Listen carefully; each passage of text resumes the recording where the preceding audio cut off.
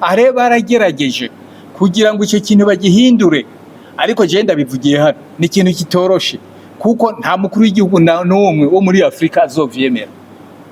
Kuko bavuga bati, jewe ndabaha akarore, baravuga bati abo bashinga amateka muri Afrika umuntu yobareka ngo abahubwo bubasha bwo gufata ingingo, ati boza birukana abakuru b'ibihugu, ati kubera ingorane ziba mu bihugu, ati bakavyuka nk'ubu bakifatira mu gahanga nk'umukuru w'igihugu ahanahana bakamwirukana bakamuta hanze, ati rivyo nta wovyibuzana akajagari, nta wovyemera. Ngaha hari ikibazo gikomeye cyane, ku buryo rero uvuze ngo bafate ingingo.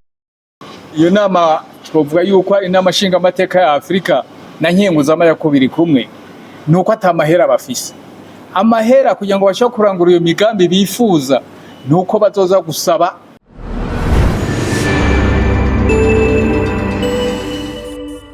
Nta misi myinshi yari yaciye ngiye mu rugendo rw'akazi,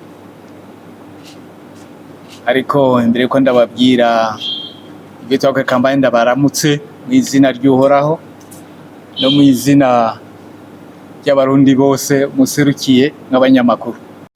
Twari twagiye ku butumire bw'urongoye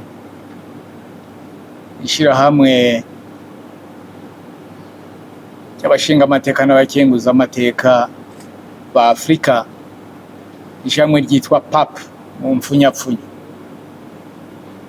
Rero badoma kugira ngo turabire hamwe ivyo iyo Parlement panafricain imaze kurangura, hanyuma turaba n'ivyo yifuza kuzorangura, cyane cyane mu bijanye n'ibikorwa by'abashinga amateka mu guhuza ibihugu vya Afrika eka n'abene gihugu ba Afrika, icyo be kwita twovuga diplomatie parlementaire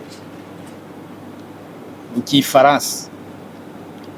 Aha rero nta gishasha carimwo, mugabo kuko murumva ko kwari kuraba ivyakozwe, hanyuma tukaraba rero twisunze ivyakozwe, tukaraba ivyo bagiye kuzokora kugeza mu 2063.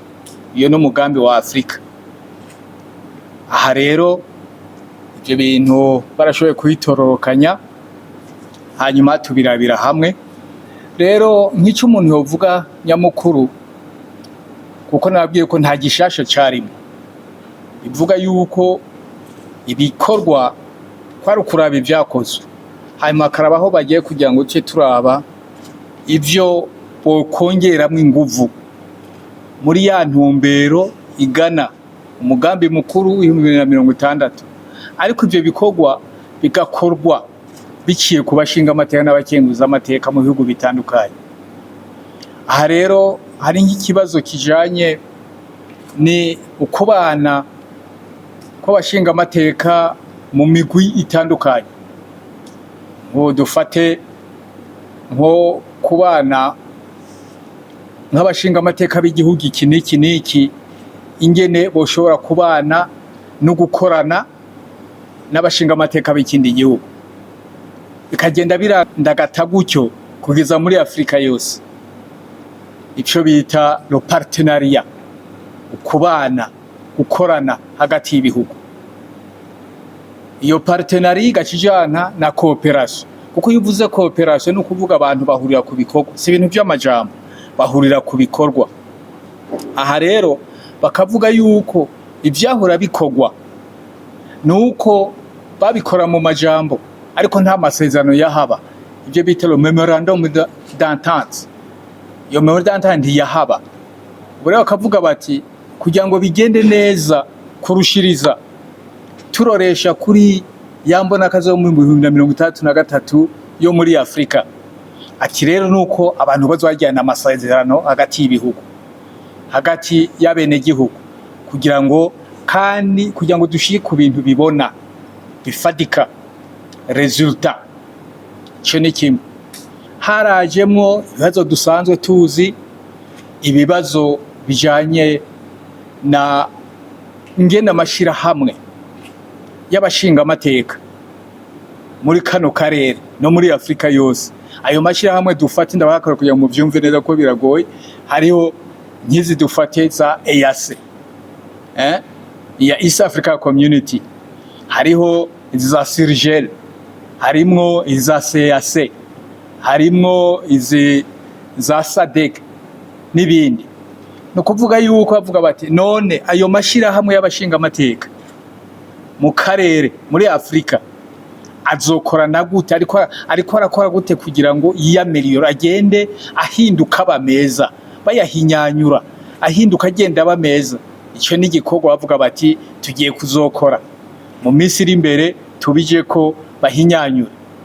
Ikindi nuko haravuzwe ikibazo muri ibyo nyene by'uburere, haravuye ikibazo cy'umutekano, umutekano n'amahoro.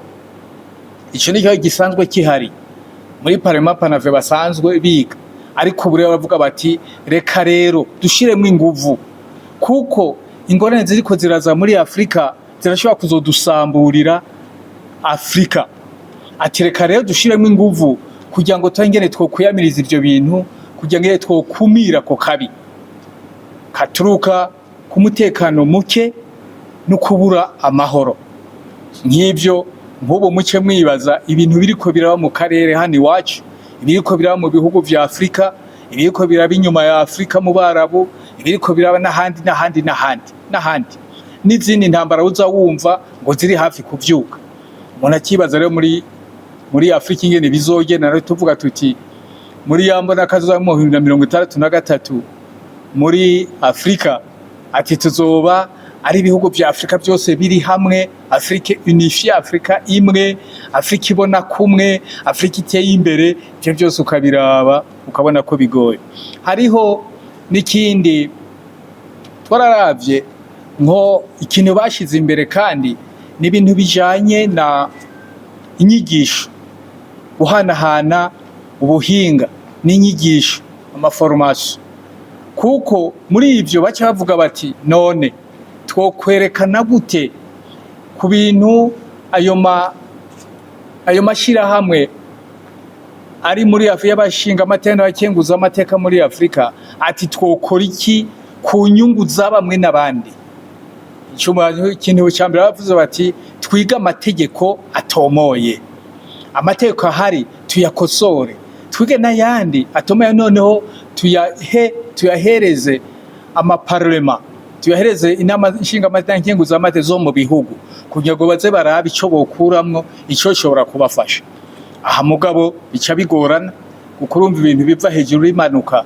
Rimwe na rimwe haraho basanga ibyo mu bihugu bifuza gukora, ugasanga biratandukanye n'ivyavuye muri iyo nama nshinga amateka muri Afrika. Aha rero akana kabazo, ariko nako bazogenda bakiga. Hariho n'ibindi bibazo bitari bike byo kubana hagati y'abantu, ibibazo bijanye n'akazi, ibibazo bijanye n'abakungana, sinze ko novuga kungana, mugana ikibazo c'abakenyezi, ikibazo c'ubushomeri, bavuga ngo abakenyezi bashobora nabo kwibeshaho mu gihe batakiri kumwe nabo bubakanye, eka naho bubakanye, ayo kugira ngo babeho nabo bumva bashoboye kwifasha, autonomy, kwifasha. Abashomeri nabo bakaronka akazi, abo bajeune bakaronka akazi, kandi bivuga no kubarondera akazi navyo birimo. Ivyo byose navyo vyarizwe, vyaravuzwe mugabo n'ibindi. Aha rero muri make novuga nti iyi nama yari inama yo guca turaba evaluation, kuya twisuzume tubicishije mu bashinga amateka, muri ya zamanama y'amashinga amateka n'abakenguza amateka. Muri ikimwe twavuze cya diplomatie parlementaire, no kuvuga ingene abashinga amateka bashobora gufasha Afrika kugira ngo noneho ibihugu bibane neza, ibihugu abenegihugu b'ivyo bihugu byose babane neza, gutyo ibintererano koko ikomeye y'abashinga n'amashinga amateka n'amanama nkenguza amateka. Aha rero turavyemeza, ariko hariho sinojya ntabivuze, ariko harimo ikibazo ca mbere nuko gushira imigambi imbere ni vyiza, kurondera imigambi y'ukurangura ni vyiza, ariko imigambi irangurwa n'uburyo bw'amafaranga. Ubwo buryo bw'amafaranga rero ntabwo iyo nama twovuga yuko inama nshingamateka ya Afrika na nkenguzamateka biri kumwe, nuko atamahera bafise. Amahera kugira ngo bashobore kurangura iyo migambi bifuza nuko bazoza gusaba abanyaburaya. Abanyaburaya nabo ntibazotanga ayo mahera batabona yuko ibigiye gukorwa ari ivy'iwabo, ari bo nyene babivuze. No kuvuga ko twebwe nk'abanyafrika duca dusanga ari ibintu bitandukanye cyane nibyo mu mareta yigenga, muri yanza y'ukwigenga nibyo amareta ashira imbere. Ico ni kimwe. Ikindi ca kabiri nuko ububasha bw'inama nshingamateka nkenguzamateka za Afrika, ububasha bwo gufata ingingo, ubwo bubasha ntabwo bafise. No kuvuga yuko ico bashoboye no guterera ivyiyumviro consultatif, role consultatif niyo bafise, no guterera ivyiyumviro, kandi ibyo vyiyumviro baterereye wowe babiterura ashoboye kuvyemera ukabiha canke ntuvyemere, kuko ni role consultatif. Are baragerageje kugira ngo icyo kintu bagihindure, ariko je ndabivugiye hano ni ikintu kitoroshe, kuko nta mukuru w'igihugu n'umwe wo muri Afrika azovyemera. Kuko bavuga bati, jewe ndabaha akarore, baravuga bati abo bashinga amateka muri Afrika umuntu yobareka ngo abahubwo bubasha bwo gufata ingingo, ati boza birukana abakuru b'ibihugu, ati kubera ingorane ziba mu bihugu, ati bakavyuka nk'ubu bakifatira mu gahanga nk'umukuru w'igihugu ahanahana bakamwirukana bakamuta hanze. Ati rivyo nta wovyibuzana akajagari, nta wovyemera. Ngaha hari ikibazo gikomeye cyane, ku buryo rero uvuze ngo bafate ingingo arico barondera aha muri ntuze hariya muri iyo nama nshingamateka na nkenguzamateka za ibihugu vya Afrika, uvuze uti bafate ingingo, nta mukuru w'igihugu yavyemera kweri. Kandi n'ubu ico kibazo kirahari, muca mu vyumva. Areyo kare akarorero ndi kuvuga k'ingorane ca muraba. Ikindi kibazo twabonye c'ingorane, iyo tuvuze ngo ubumwe Afrika ibimwe, ico ni ikindi kibazo. Raba muri hariya muri Afrika y'Epfo bariko birukana abanyamahanga ba Afrika, none ubwo bumwe uzokunda gute? Mbega abashinga amateka bo bazoheza bakore gute muri kwa gukundanisha no kubanisha ibihugu no kubanisha abene gihugu mu bihugu bitandukanye bigize Afrika? Mbega bo bazobishobora gute mu gihe n'ibihugu vya biriko birukana abanyamahanga kandi bakirukana bene wabo? Aha no babwira yuko muri Afrika y'Epfo ntabwo ari abazungu birukanye, ko muri Afrika y'Epfo harimo abirabura n'abazungu. Ntabwo ari abazungu birukanye abanyamahanga b'abanyafrika, kuko bavuga bati twebwe ntibituraba, sitwejuje Afrika. Mugabo hirukanywe na bene wabo babirabura. Umuntu agaca yibaza ati none izotahirahe? Izotahirahe? Nta kindi nirirwa mvuga kuri ico, kwa kubabwira ko hari ingorane zo ngo ntushobora kuzoshika muri uwo mugambi, muri yo mbona kazoza mu 2063 muri Afrika, kandi abantu bariko bararandurana.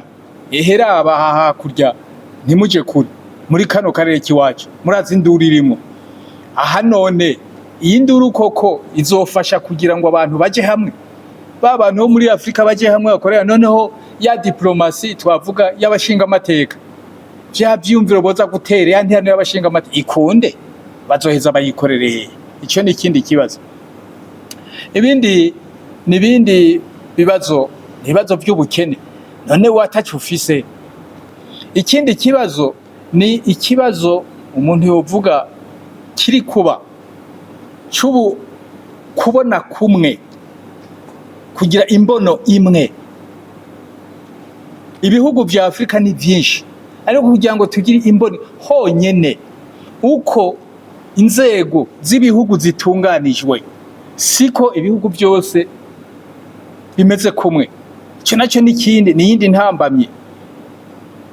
Ibyo mugabo ni bibazo bihari, n'ibindi muri make rero nivyo twabonye ariko nta kundi nta uvuka rimwe ngo yuzure ingobyi reka buhoro buhoro abanyamahanga wa Afrika bazogenda bagerageza ariko twewe no babwira yuko muri ivyo byose nukuri igihugu cy'u Burundi giteye kure giteje ico gikorwa imbere tugana iyo mbona kazo mu 2063 kuko ari imbona kazoza iwacu y'ibihumbi 2040 igihugu kigaburira imbona muri 60 cyari igihugu giteye imbere murumva 60 abasigaye imyaka itanguye muri 63 murumva ko turi mu nzira nziza hariho nibindi bikorwa byinshi turiko turakora n'ibintu byo kubana n'abene gihugu ibintu byo guhagurutsa bene yo kugira ngo koko bikorere imigambi mu byo twise amasosiyete cooperative amasosiyete amwe yo gukorera hamwe zasangwe n'abandi yani amasosiyete menshi ari kugenda avuka ibyo byose no kugira ngo yambona kazoza 33 tuze tuhashike tumeze neza ibyo byose nibikwa turiko turakora ikindi gikorwa gikomeye nuko twinjiye mu mugambi uyu mugambi wa budget programme aho uhera ku bikorwa amahera kazoza nyuma uyu mugambi tugejeje ku mugambi mu bihugu byinshi iyo migambi ntayihari umuntu akibaza ari ingene ibintu bizosha bigenda binyaruka muri yo mbona kazo 63 umuntu akabona kabisa ko bakiri inyuma cyane ngivyo bikeyi umuntu yo babwira kugira mwumve ko igikorwa kirahari